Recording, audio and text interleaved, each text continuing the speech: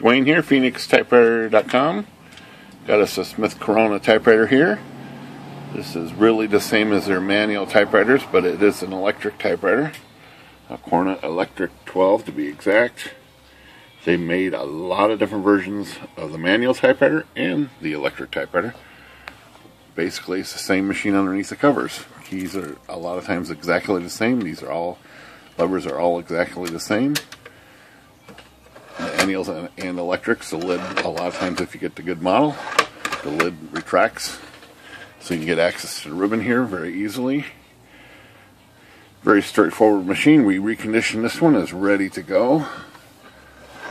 Near mint condition. This particular model is a manual return model, so it's got a return arm on it. So you can manually control return. Carriage release arms on both sides. You can move the carriage as will.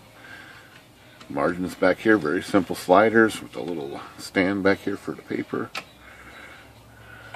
Stand right there. And just wanted to highlight this one in particular. It's got a great look, great color, great retro color. And the bonus about this one is it is a script writer. It types in cursive or script, however you may want to refer to this type style. So the camera's going to